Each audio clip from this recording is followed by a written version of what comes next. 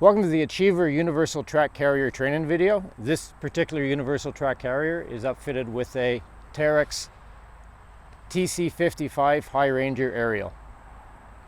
I usually like to start my walk around with the vehicle on the trailer. In consideration that most pieces of equipment live under trailers, we're going to start to walk around on the trailer. So what I'm looking for with my walk around the trailer is I'm checking the oil level in the oil hubs, and most particularly I'm checking my track for any signs of wear or damage. This section of the track right here is known as the crosslink. This is the tire guide, and this is the backing plate. It's not unusual for these machines to take a little bit of track damage every year. Most of it is be minor, and it's not going to stop you from working, but you do want to make sure you see what's going on and not let it get out of hand. So you're going to inspect it, make sure that all the crosslinks are in place. None of them are loose on one side, none of the bolts are broken. Make sure that all the tire guides are intact. And one of the things you want to watch for in tire guides, this portion here, I'm going to call it the ear. This can get bent. If you pick up some type of rock or something on the trail, it might get in here and bend this tire guide. If it bends the ear out, don't worry about it, just keep on working. But if you ever see one that manages to get bent in, then you have a bit of an issue, because every time it goes around, it's going to start tearing up the road wheels, the idler, or the sprocket in the back. So if you ever see one that's been bent in, maybe just take a hammer to it, hit it with a hammer, and try to break the ear off entirely. These are hardened steel, so once they're bent, they're usually pretty easy to break off. Another thing you might see is backing plate missing. The bolts have been snapped off on one side, and the crosslink will be loose on one side. You probably won't even notice when it happens, but try to get on top of it when you get back to the bar and let the mechanics know, and they can deal with it. For the most part, these tracks are going to keep you going every day. They're not going to take damage, it's going to shut you down. So just keep an eye on it. Don't let it get out of hand. The other thing I like to check when it's up on the trailer is track tension. I usually check it at the third road wheel right here, and what I do is I just put my hand on top of the road wheel like that, and I try to lift the track with my thumb. If this one is a little bit loose right now, I can't quite lift it. It's probably perfectly okay to operate like this. New machines, the track takes a little bit of a set. So for about the first 6 months, 100 hours maybe, the belts are going to continue to stretch. The track's going to take a little bit more attention for the first 6 months and for the rest of its life. So if you're going to tension up your tracks, what you do is up in the front of the machine,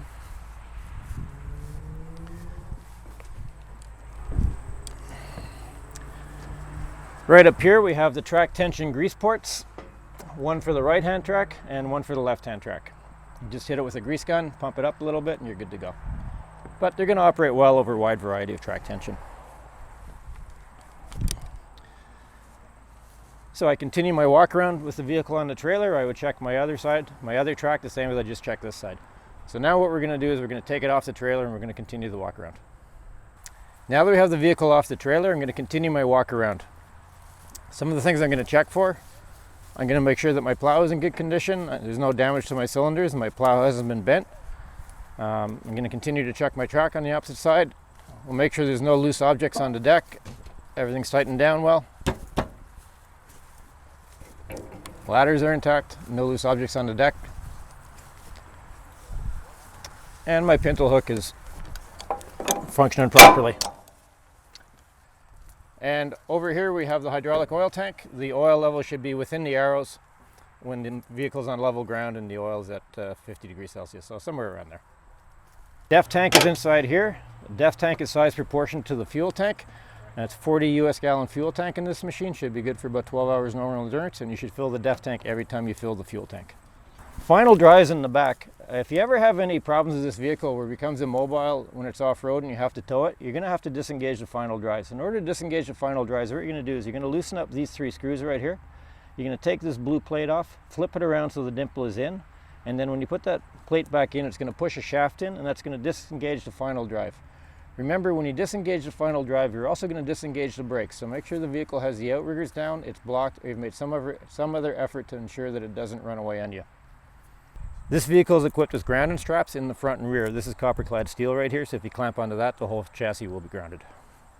This vehicle is equipped with 2 D-rings in the front and 2 D-rings in the back. These are rated for 18,000 pounds each. This vehicle is built right now as approximately 20,000 pounds, so you can use these for both tie down and vehicle recovery. If you're going to use them for vehicle recovery and the machine is really stuck or you have to pull it in an oblique angle, we recommend that you put a bridle across both D-rings just to split the load across both of them. This is the battery box. Inside here you're going to find the battery master switch right here. We have a couple of maiden breaker right here, and there's a couple of other electrical components inside here. We also have a small storage compartment for any additional tools you may have, small tools that may fit in there. Some of the features on the tail shelf of this machine is right back here. We have the engine start and stop control.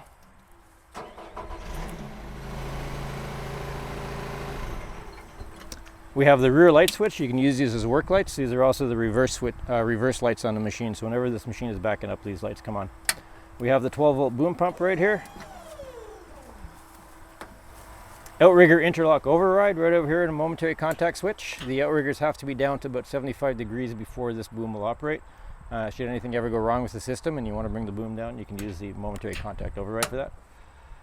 And the selector switch for the outriggers or aerials. 3-position switch. Bottom for outriggers, middle is off, and up is for aerial. We also have a 12-volt outlet back here for the winch. The electric winches can go into the pintle hook receiver right here. Fuel filler right here, 40-gallon tank, good for about 12 hours normal endurance. We have access handles. We have the lower one down here and the upper one up here, so you can always maintain 3-point of contact when you're getting into the cab. This one is particularly helpful when the vehicle is up on the outriggers. Some of the other cab features right here, we have slope indicators, side by side and front and rear. We rate this machine for 15 degrees side by side, and we can climb above 40 degrees front and rear on it right here. Small engine access door right here. And we have the operations manual inside this box right here. Back here behind the driver's seat, we have a conventional 12-volt outlet for any accessories, and we also have a USB charger port right there. Okay, some of the dash features in this unit, starting over here on the right-hand side, we have the horn right here, we have the beacon light on top, we have the interior dome light, we have the rear work lights, and the front headlights right here. Brake release I'll explain in a minute. The ignition switch on this machine is only wired on the start and run position, so the accessory position on this one is not hooked up to anything. Over here, if this vehicle is a closed cab and equipped with a heater, this would be for the heater blower, and this is the auxiliary hydraulic switch. So whenever you want the aerial to work or the outriggers to work, this aerial hydraulic switch has to be in the on position. On will be indicated by the green light right there. Okay. Starting the unit, I'm going to turn the key to the right. We're going to wait for the dash to wake up. Our logo is going to come on, and we can't start yet, but now that the gauges are on, we can start the engine.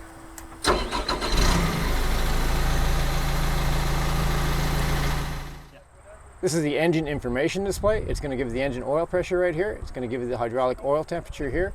It's going to give you the TAC is right here, giving you the engine RPM. It's going to give you the fuel level right here, and it's going to give you the engine coolant temperature right here. This red outline on the outside of the dash and the parking brake symbol means that the parking brake is on right now. I'm going to give you a little bit more detail on the parking brake in a moment. On the second screen, we're going to continue to have the hydraulic oil temperature. You're going to have the engine hours on this one. It's going to give you the DEF level, and it's going to give you the battery voltage. In the event that anything happens with the hand throttle over here and it doesn't respond properly, it's possible to override. I'm going to hold this for 3 seconds. And now I can increase the throttle here or decrease the throttle here. And I can cancel it right here when I no longer need it. And this would be the entrance port for the diagnostics. Okay, back to the home screen. I'm going to start the engine. Remember, as long as this red outline is here, the parking brake is on. In order to release the parking brake, I have to pull the silver knob and press the red button. Parking brake is off, but watch what happens. If I release this red button right now, the parking brake comes back on. That's because on this unit, as a safety feature, the parking brake is interlocked to the seat belt. If my seat belt is not connected, my parking brake won't release. I'm going to start her up one more time.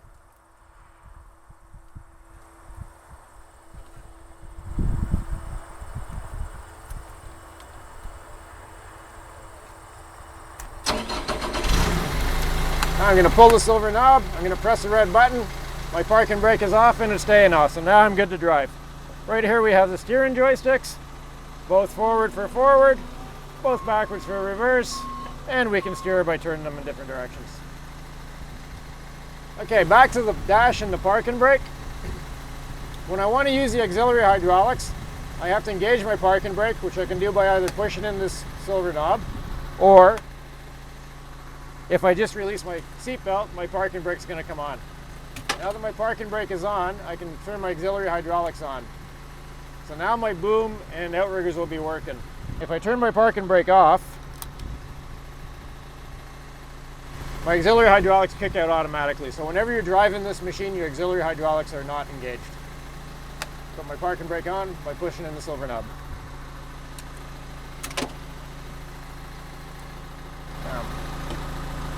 Over on this side, we have the hand throttle. We also have the high speed, low speed selector switch right here. This is a 2-speed hydrostatic transmission. The speed can be changed while you're driving anytime. Typically for maneuvering, you're going to have it in low speed. It's going to steer a lot better. You're going to get 4 miles an hour out of it in low speed. When you go into high speed, it's really best for just straight line travel, and you're going to get about 8 miles an hour out of it in high speed.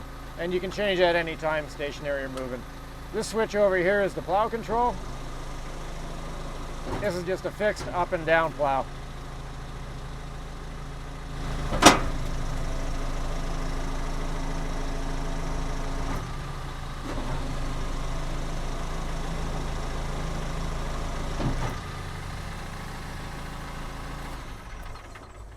Now we're going to set up the machine on outriggers and we're going to start using the aerial.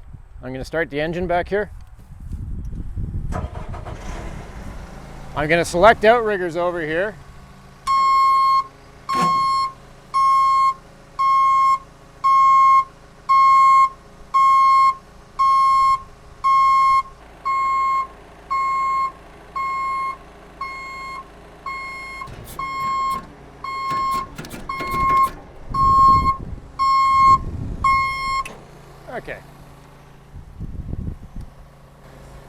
Okay, these outriggers have a pretty long reach on them. They'll jack the machine quite high up into the air as well.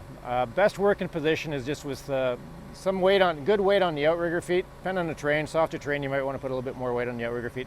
And try to keep one portion of the track on the ground at all times, okay? There's not a lot of suspension travel in these machines, so there's not a lot of overturning moment from the suspension. So just make sure you have good weight on the outriggers and you're good to go.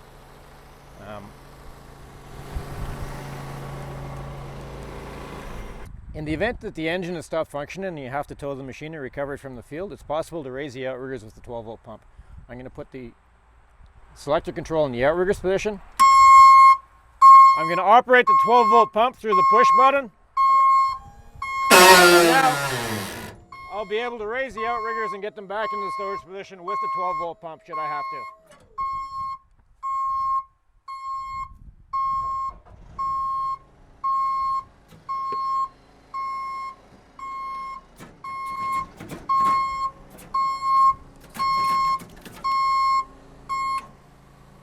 It's important to level up this machine within ±5 degrees. We have slope indicators on the rear of the tower and on both sides. Under the ANSI standards that we built to, we verify the stability at 5 degrees at a level. If it goes beyond 5 degrees at a level, stability is no longer guaranteed. Okay, so bear that in mind. Try to keep this machine within ±5 degrees. So as you can see, we have a lot of outrigger reach on these machines, so it is possible to get it leveled up on some pretty uneven terrain. So try to keep it within ±5 degrees. You should be able to work in most off-road conditions. Remember, however, this is not a safe working condition, okay? So always try to keep one portion of the track on the ground at any given time.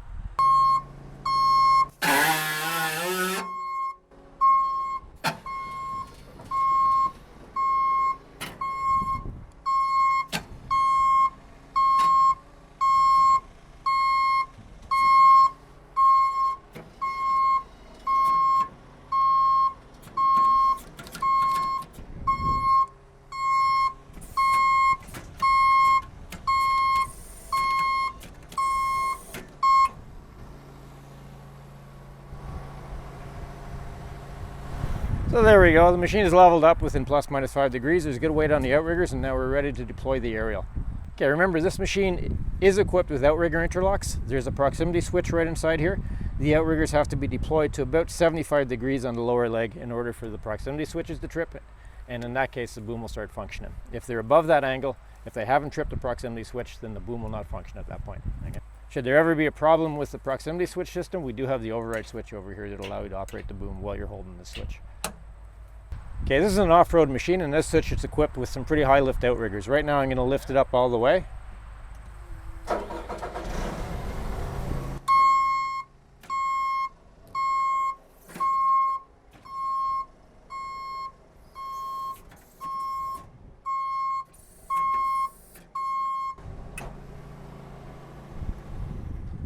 So you can see we can jack this machine up pretty high in the outrigger legs. So when you're on uneven terrain, it's pretty easy to level this machine up on some pretty uneven slopes, okay?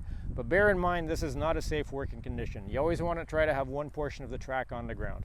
So just level it up, raise it up as little as possible to have it within that plus minus 5 degrees, and try to leave one portion of the track on the ground. In order to use the aerial, we're going to put the selector switch up in the aerial position. Now we have the auxiliary selector switch on the dash is in the on position. The selector switch on the tail shelf is in the aerial position. So now we're good to operate the aerial. So I'm going to come up here. I'm going to go up in the front, and I'm going to undo the front boom latch right here.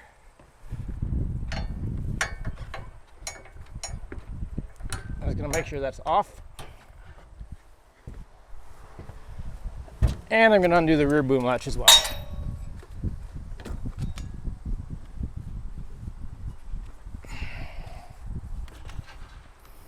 Okay, at the lower controls, we have an engine start-stop control.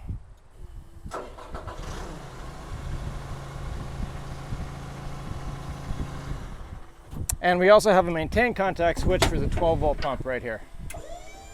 So if you have somebody up in the air and the engine is stopped and you have to bring them down, you'll be able to turn this on, use the lower selector, and then work with these controls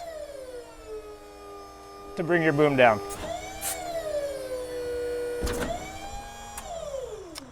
12-volt pumps are only good for about 3 minutes use under pressure. It's okay to idle them, they're not doing any work, but once you're pressurizing them, they're only good for about 3 minutes, okay? So after a few minutes of operation, turn it off and let it cool down. Otherwise, you might burn it out. It's somewhat similar to a starter motor back there. It's only good for so much use. Okay, from the lower controls position, we have the selector right here. When we want to work in the bucket, we're going to push it into the upper position in the maintain position. If we're going to work from the lowers, we're going to pull it out, and this is momentary, so you're going to have to hold it whenever you use any of the other lower controls. So starting right here, we're going to have our rotation, push for clockwise, pull for counterclockwise, upper boom right there, unfold and fold, lower boom, up and down, platform tilt, if you want to dump the water out of the platform, right here, counterclockwise, clockwise, and for the jib winch right here, up and down. Because we're going to be working from the bucket, we're going to put the selector in the upper control position.